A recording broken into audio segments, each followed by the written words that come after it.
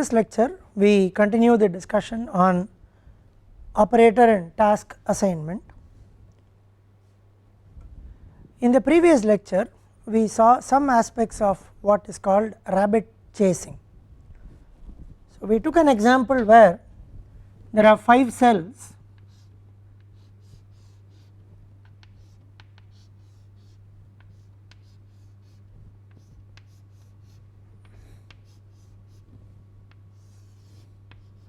So, we took an example where there were 5 machines in a cell and we assumed that the cell would make only one product and the processing times were 12, 8, 10, 9 and 6. 12, 8, 10, 9 and 6.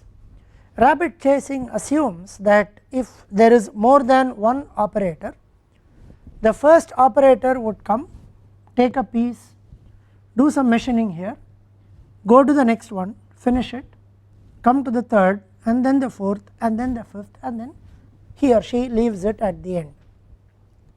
So, if there is only one operator, then assuming that these are say seconds, then if there is only one operator, then 12 plus 8 20, 30, 39, 45 seconds or 45 time units, one piece will come out. The operator will go back and continue to do that. Now, if there are 2 operators, then by the time the first operator finishes this and comes to this machine, the second operator would start here. So, this process continues and notionally they keep chasing each other till all the production is complete. So, such a thing is called rabbit chasing. In the previous lecture we saw that if the total time in this case is 45, we saw that if we use one operator,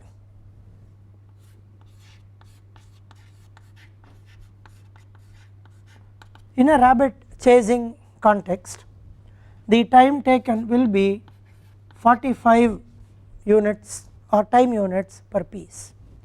If we use 2 operators, the steady state output in terms of time will be a piece every 45 by 2 or 22.5 time units.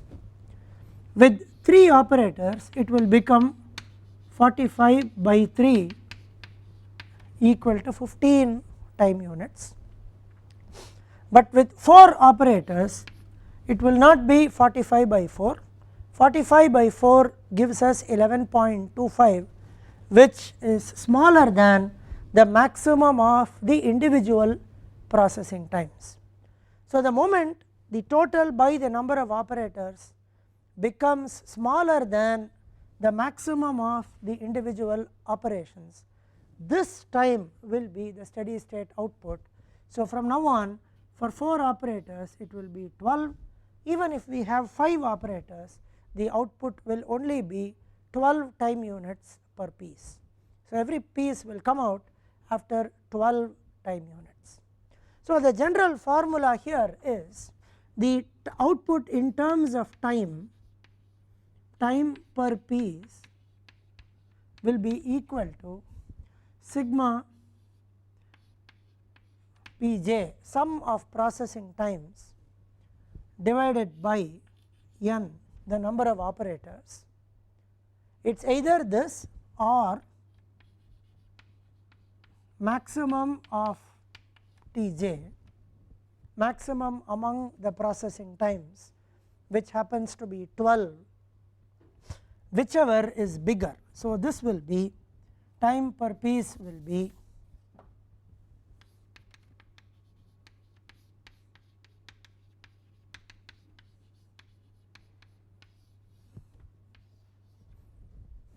this is 45. So, if we have 3, then this is 45 by 3 15, this is 12, maximum of this is 15. If this is 4, then this is 45 by 4, which is 11.25, maximum of the Pj, the processing times, maximum of the processing times is 12. So, this is 45 by 4, which is 11.25, this is 12. So, the total time will be 12.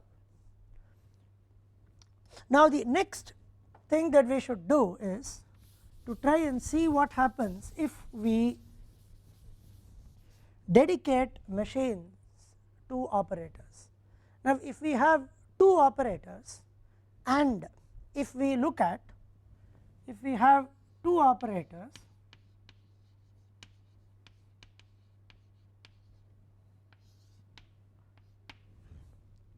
now this operator can take care of these 2 machines, the operator moves back and forth, while the next operator can take care of these 3 machines, and in such case the time taken by this person will be 20, the time taken by this person will be 25, and the steady state output will be 25 time units per piece.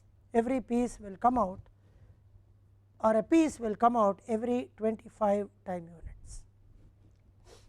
If we give these 3 to the first person and these 2 to the other, we would get 30 plus and 15, and the maximum will be 30. So, we would prefer this, which means we would prefer assigning these 2 to one person and these 3 to another person. We can also look at a situation where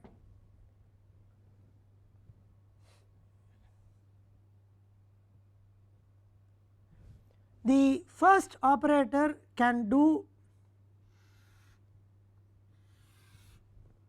this, while the second operator will do this.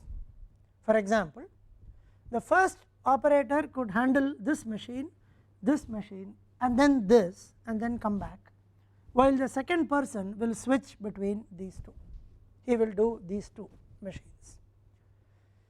Now, we have to understand that while the operators move like this, the flow of the product is still unidirectional and is given by this direction, which means that at steady state we can assume that there is a buffer for one piece in front of these, and while the first operator would take a piece, finish these 12, go back to the other one, finish this, and would leave it here after spending these 20 time units, would leave the piece here and then walk up to this place, by which time this person would have finished an earlier piece and kept it here for this operator to come and take, and then this operator will process it for 6 more time units and leave it. Now, when this operator is coming here and processing this 6 more time units,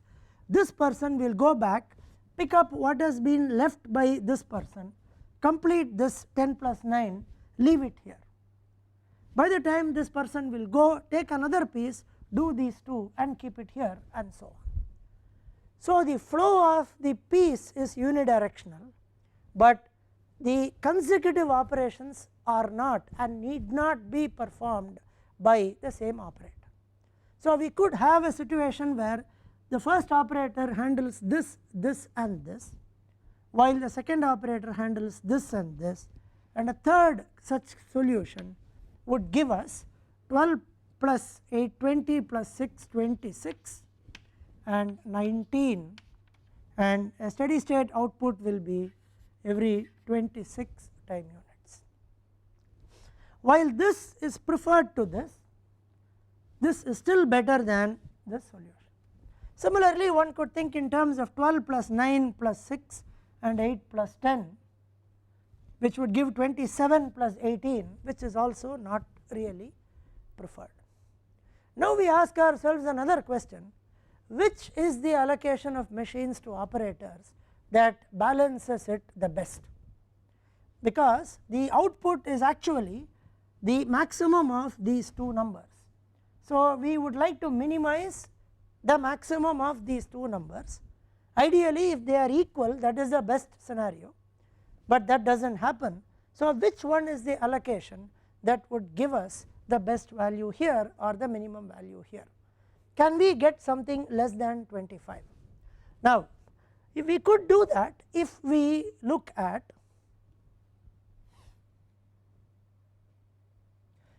8 plus 9, 17 plus 6, 23, 12 plus 10, 22. So, let us look at another solution where the first operator would do 8 plus 9 plus 6 and the second operator would do 12 plus 10. So, this is 23, this is 22. So, the steady state output is 23. So, we could think in terms of an allocation where the first operator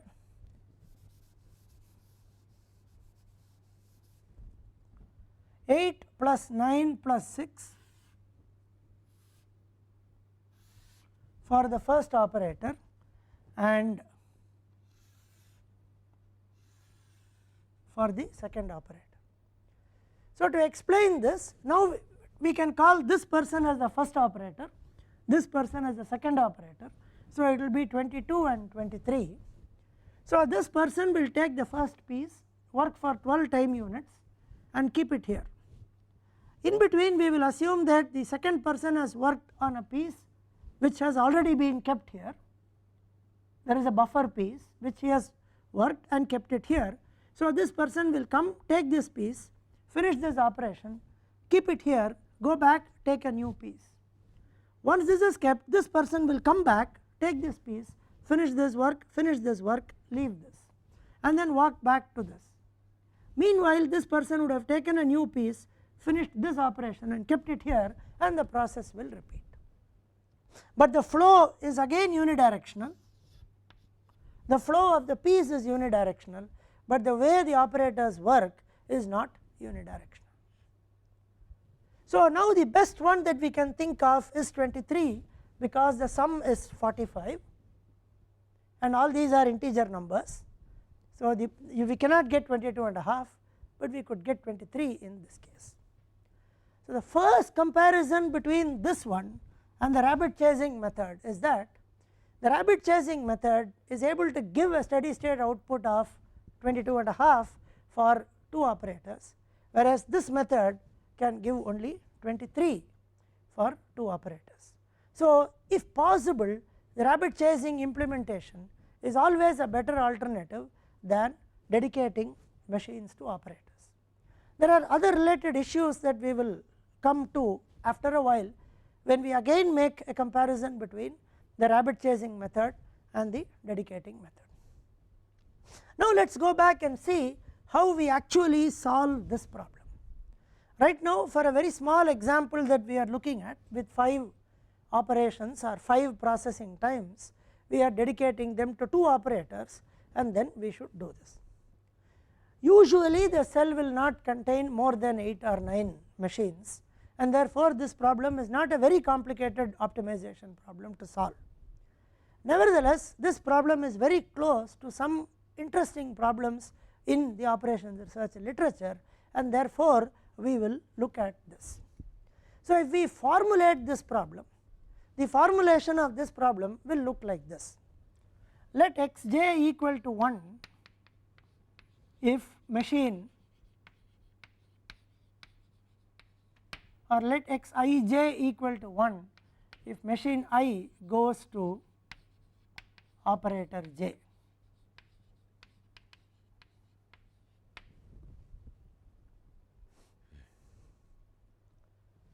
Now, in this case there are 5 machines and there are 2 operators. So, there are 10 variables. Xij equal to 1 if machine I goes to operator j. So, each machine should be assigned to only one operator. So, sigma xij equal to 1 summed over j for every I. Each machine will go to only one operator.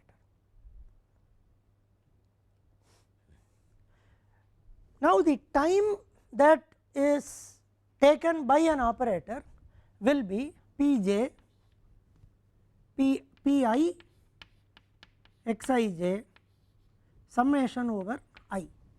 This is the time taken by the jth operator. Now I want to minimize the maximum of this. So this will be less than or equal to some u, and then we minimize u Xij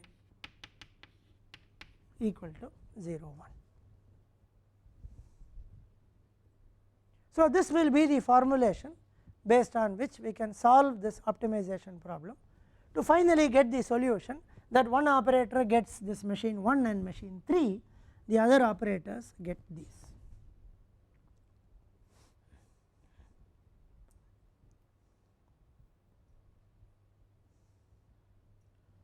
Now this problem is actually the same as what is called a parallel machine scheduling problem.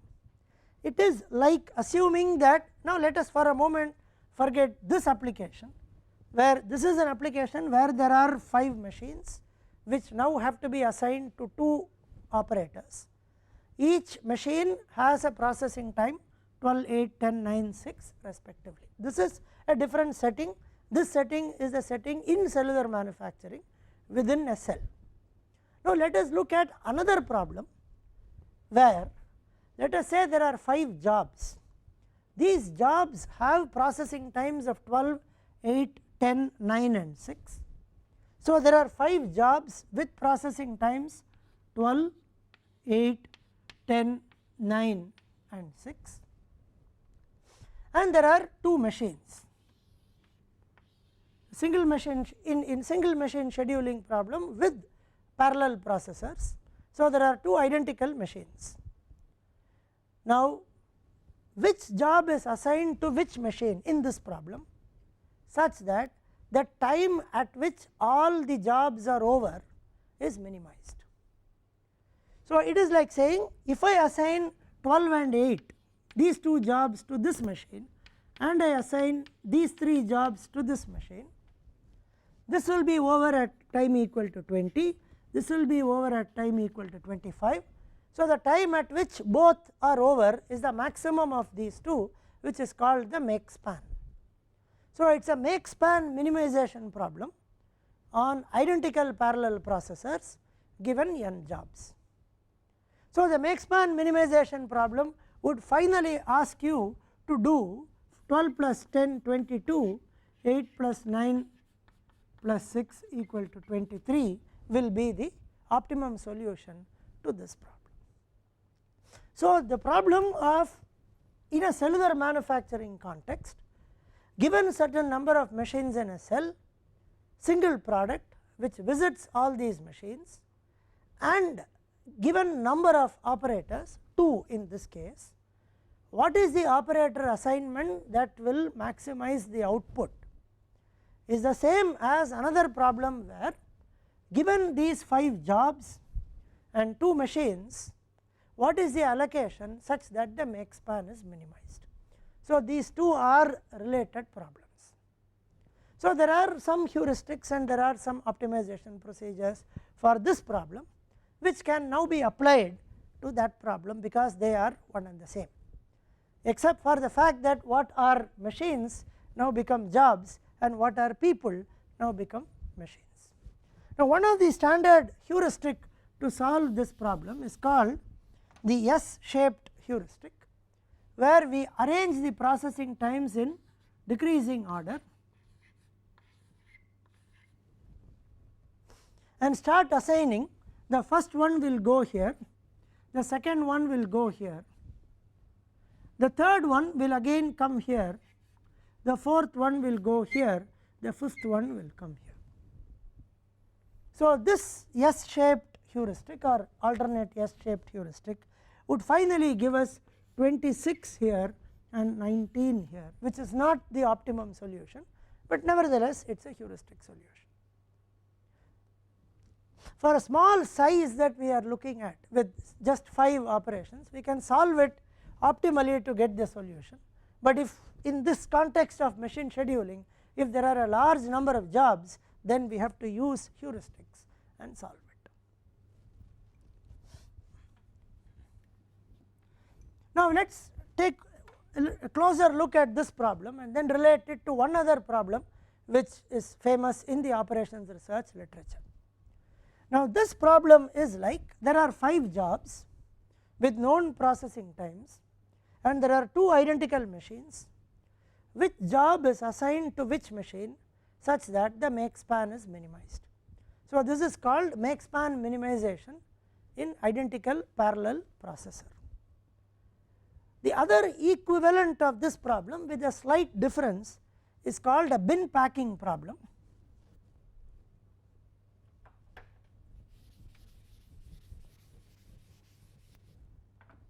It's called a bin packing problem.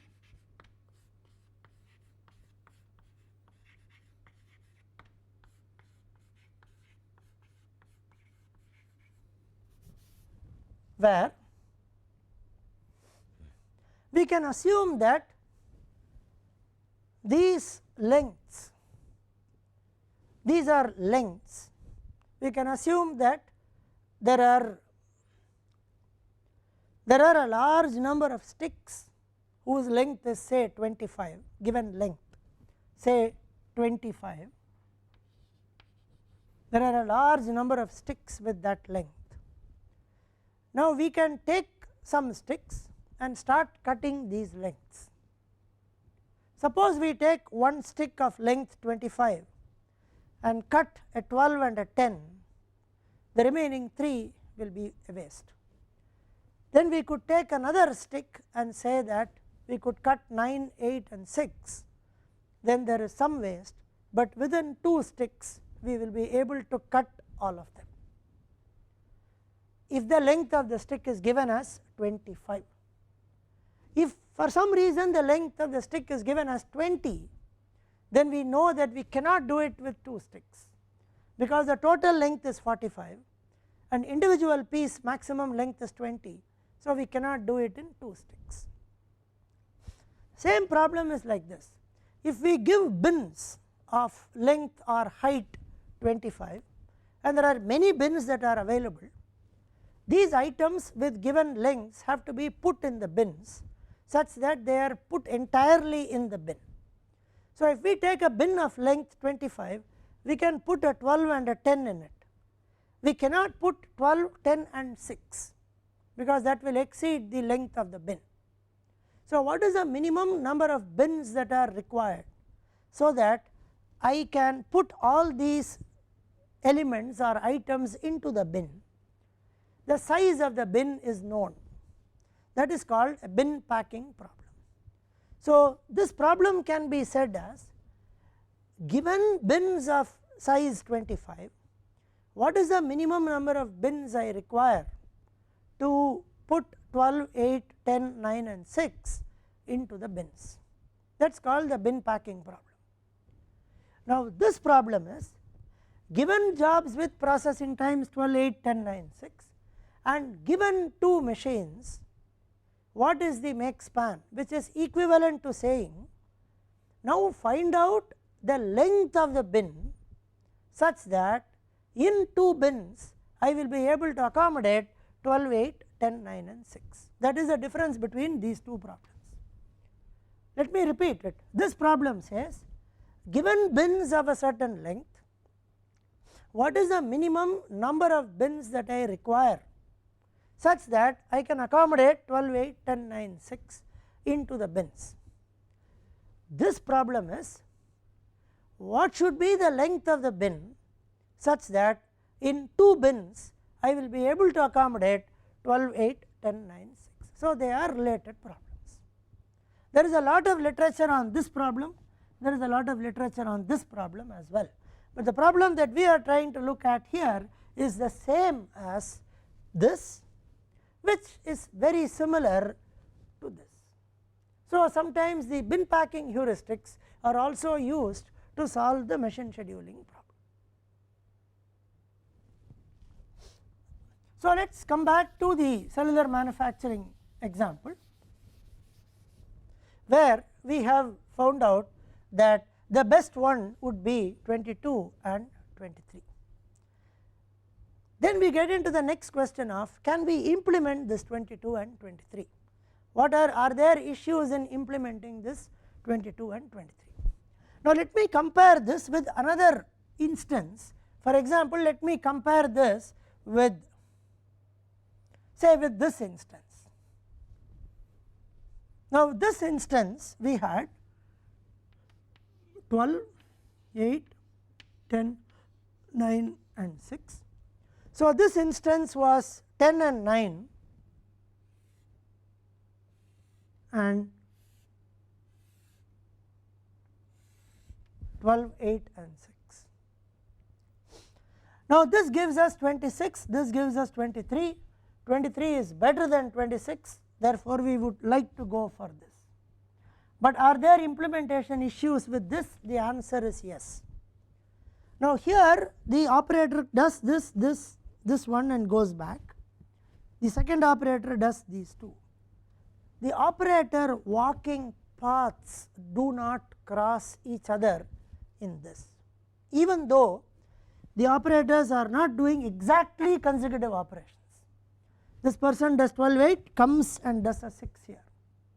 This person does 2 consecutive operations, but the operator path will not cross in this, whereas in this the operator paths are crossing. So purely from a safety point of view, we should not be following this, because there is a chance or probability, however small it is, that the operators may, while crossing each other, bump into each other, and if they are carrying some heavy metal or anything, that can fall and create harm to the people who are working. So purely for safety reasons, we do not encourage solutions like this where the operator walking paths will cross. So one has to understand that when you give a solution to this problem in particular, one has to have the constraint that the paths do not cross. While 12, 8, 6, 10, 9 is acceptable, while 12, 9, 6, 10, 8 is acceptable, 12, 10, 6, 9, 8 is not acceptable. So this problem, actually at the end of it, we will choose this, which is better than this 23, because there is no operator crossing. This is straightforward, 20 and 25. So you get 45 with a maximum output of 25. So this problem is not exactly the machine scheduling problem, but actually this is a further constrained version of the machine scheduling problem. Having said that, I also mentioned that compared to this machine dedication versus rabbit chasing, I did mention that rabbit chasing would always give you a solution that is better than the one obtained through dedicating.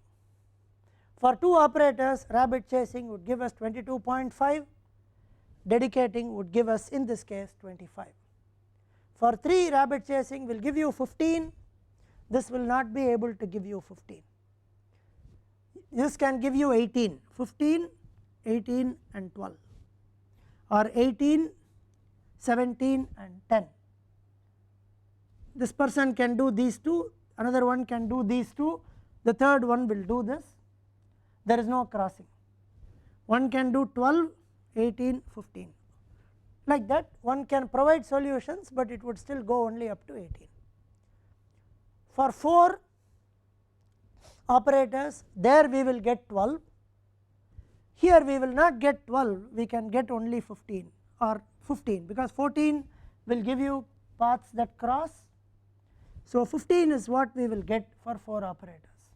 12, this will go to 1, this will go to 1, this will go to 1, these 2 will go to 1 operator. So 15 will be the time, whereas in rabbit chasing we could get 12. So wherever possible, rabbit chasing is preferred, but rabbit chasing has some concerns. First and foremost, the operator carries the item right through. Secondly, the amount of walking is very high, because every operator walks this entire thing back and forth. So if you have the workforce that is a little older, then rabbit chasing would not be preferred. So, if you want rabbit chasing to be executed, then the workforce should be younger. There are some standards and limits set under labor in factories, where one has to ensure that by work definition the person does not walk beyond a certain distance. So, walking on the one hand is an activity that consumes a lot of energy and makes it difficult, can affect productivity as you keep walking. There are also regulations which have to be complied with. When one executes a rabbit chasing exercise, one has to do computations to check that the distance travelled by a person in a shift will be less than or equal to or less than what is stipulated in the regulation. So, one has to look at that also. The other aspect is, if I am following a solution where, if I am following the first solution, this is the unidirectional flow of the product, this is the first solution where it is 20 plus 25. Assuming that these are what are called labor intensive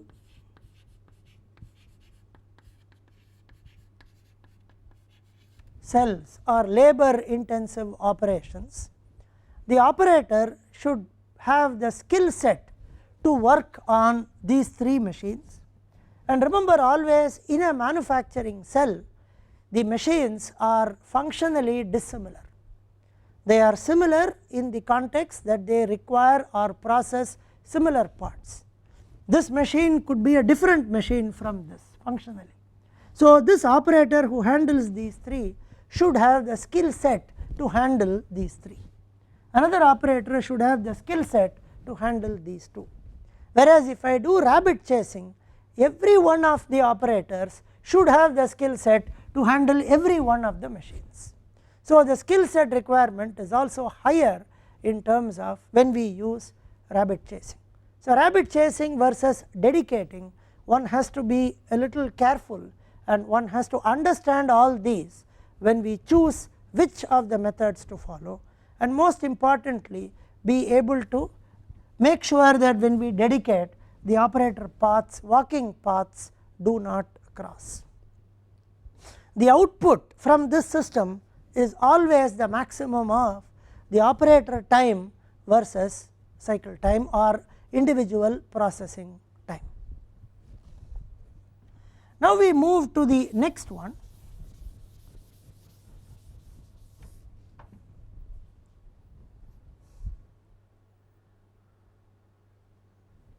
Now, let us look at the next one, where these machines are all automatic machines, which means that the operator will not or need not be holding a piece or feeding something when the operation is actually happening.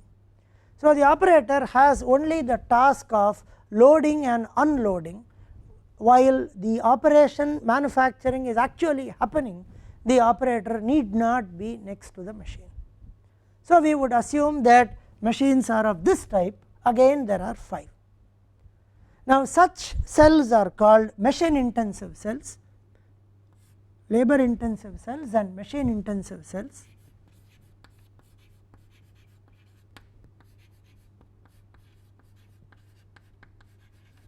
In the sense that the operator's job would be only to load and unload the piece on the machine and need not be present.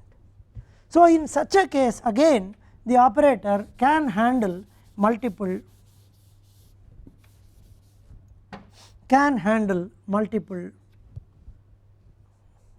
machines. Now, let us look at how this kind of a system works out. So, let us also assume that this processing time or time given, which is 12, is actually 2 plus 8 plus 2, which means 2 out of the 12, if they are in seconds, 2 seconds to load, 8 seconds to process, 2 seconds to unload.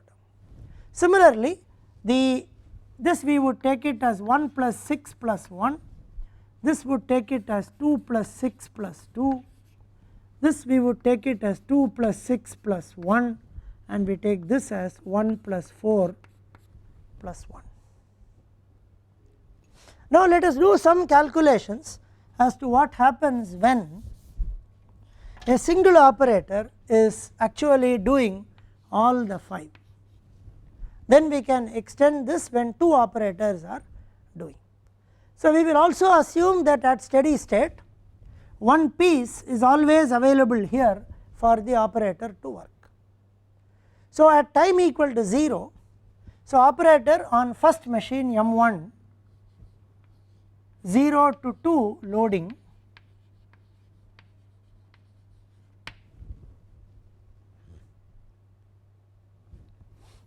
two to 10, this is M1, 2 to 10 processing,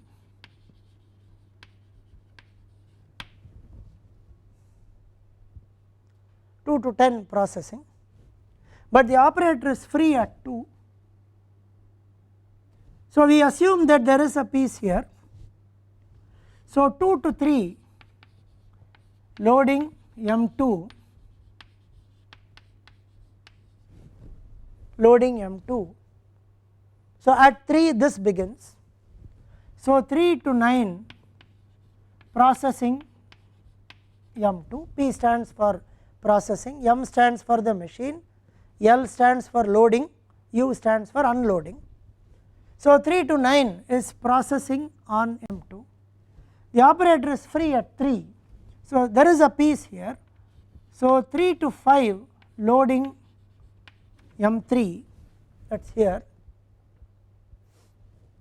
5 to 15 processing M3.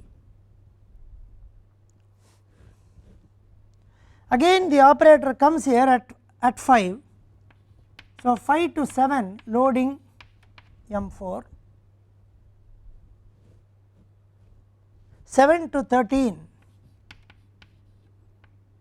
processing M4,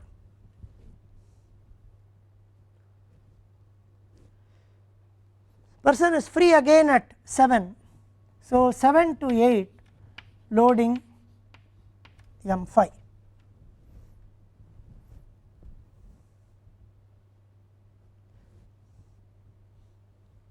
Then the person will go back.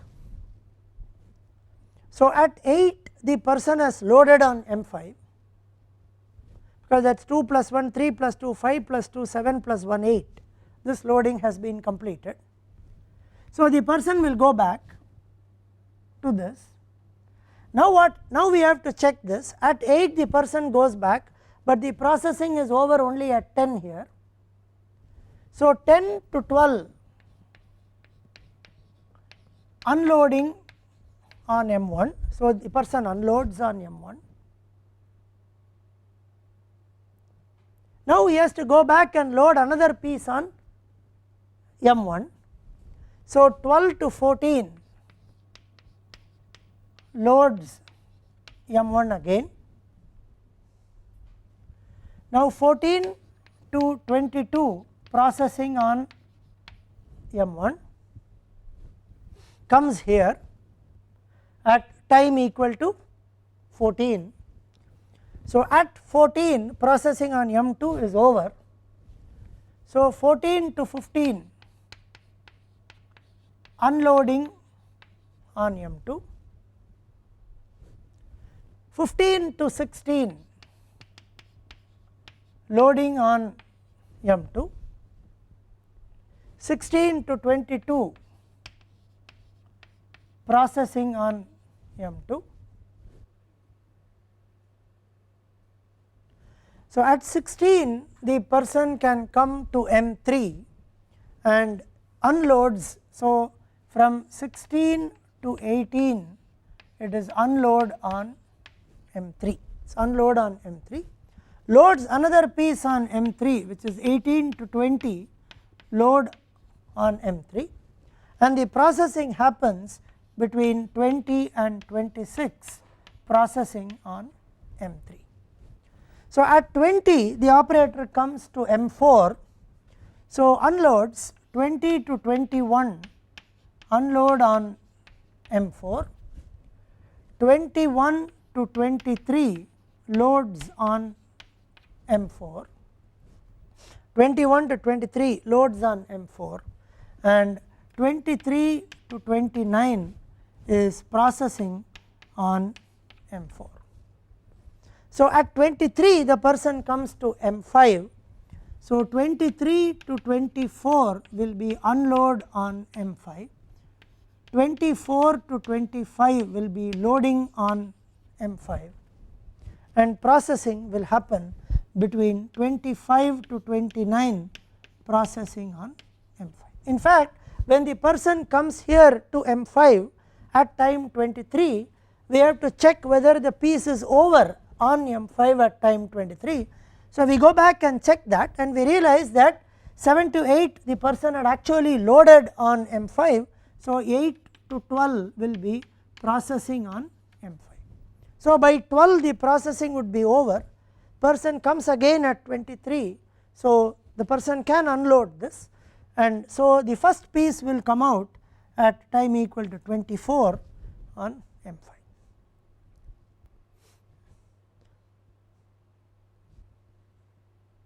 So now the person goes back again at time equal to 25 to M1. So now processing on M1 gets over at time equal to 22. So at 25 the person can unload on M1, 25 to 27 unload on M1, and the cycle continues. So the first piece comes out at time equal to 24 when we unload on M5, and from here it is 10 to 24, so 14 time units. So 25 plus 14 at 39 the next piece will come out.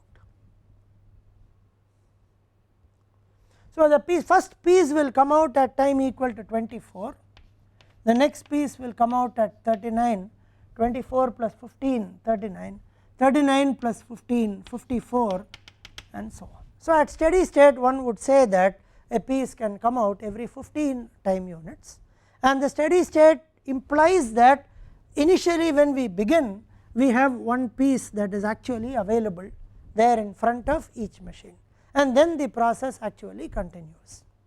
So when we follow this kind of an approach where a single operator comes and does all the 5, at steady state we are able to get an output every 14, 10 to 24, so 14, 25 to 39, so actually every 15 minutes we will get every piece that comes out, because this one will come out at 24, there is another one unit that is hidden here. So the person starts again at 25, so 10 plus 14 24, 25 plus 14 39, and so on. So every 15 minutes we could expect a piece to come out. Now that happens because there are already pieces available here. So the steady state output even for one operator is not the sum of 8 plus 6 plus 6 plus 6 plus 4, because certain things can happen in parallel, and the operator is not there it need not be present when the actual machining is happening. But for every piece what the operator must do is the loading and unloading. So we can do that. So this is 4 plus 2 6 plus 4 10 plus 3 13 plus 2 15, which is actually the steady state output that we have here. While the operator is moving, the work actually gets done. So the 15 that the operator spends in load unload in one cycle is actually more than any of those individual manufacturing times. The individual processing times are 8, 6, 6, 6 and 4. So the maximum of these is still less than the time the operator actually spends, which is the load unload time. Therefore at steady state the operator becomes the bottleneck and the 15 becomes the steady state output of this system, and because we have enough inventory, the whole thing is taken care of. Only the maximum comes into the picture because there is an inventory of one piece in front of every machine. So the maximum of these processing times is 8, which happens to be less than that, and therefore it will come at every 15 time units. Now we can do a similar computation if we dedicate, and if we say that we use this particular solution where one operator does these 2, the other operator does these 3. Now the learning from this exercise is, when one operator does these 2, per cycle the load unload time that the operator spends will be 2 plus 2 4 plus 1 5 plus 1 6. Now 6 is smaller than the processing times between 8 and 6, the maximum is 8. So this at steady state will give a piece every 8 time units. Here the load unload times will be 4 plus 3 7 plus 2 9. 9 is bigger than the maximum of these 3. So this will give out every 9 time units, and the steady state output will be the bigger of this 8 and 9, which will be 9. So when one operator does, we can get an output in every 15 time units at steady state, while 2 operators do it, and if we dedicate in this order, we will get it in 9 time units. If we dedicate the operators this way, 12, 9 and 6, 8 and 10, if we dedicate them, then the load unload times will be 4 plus 3 7 plus 2 9. Again 9 is greater than 8, so this output will be 9. Here it will be 6, so this will be, this is 6, 1 plus 1 2 plus 4 plus 2 6, which is equal to the maximum of the processing time 6. So this operator will do 6, this operator will do 9, but the steady state output will be 9.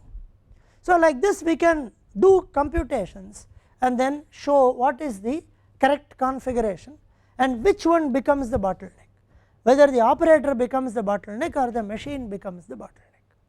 Now when we have a single operator calculation here, the operator is the bottleneck because sum of the load unload times is 15, which is bigger than the individual, the maximum of the individual processing times. So operator is the bottleneck.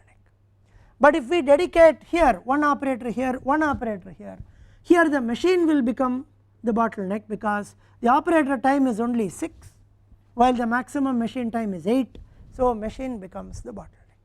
So in all these calculations we have assumed that the operator walking time is negligible.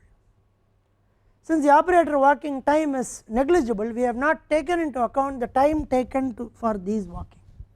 Now when that time also is taken, we just have to add that time into the operator time. So this table or this calculation can simply be circumvented by finding out the time actually spent by the operator in loading, unloading and walking. So if we say that there is 1 time unit to walk, then there will be 3 time units added to the operator. So this way we can do this dedicating operators to machines in the context of what are called machine intensive cells. So we have seen one model for labor intensive cell and we have seen one model for machine intensive cell. Machine intensive cells assume that all these are automated machines, and these machines the operator does only the loading and unloading and is not and need not be present while the actual machining takes place. With some more sophistication and more advanced machines, sometimes at the end of the machining process, the machine simply ejects the piece out of the machine. So in such a case the operator does not even unload it fully, the piece is already ejected. The only thing that the operator has to do is to take the ejected piece and put it here, which means this unloading time can also be reduced. Now when the unloading time gets reduced, more and more the machine will start becoming the bottleneck. So depending on whether it is a labor intensive cell or whether it is a machine intensive cell, we can use these models of rabbit chasing, dedicating operators to machines such that operator walking paths do not cross, and then separating the time into loading, machining and unloading time, and assuming automatic machines do these calculations to find out what is the best operator assignment to get the best output from this system. Other models related to operator assignment we will see in the next lecture.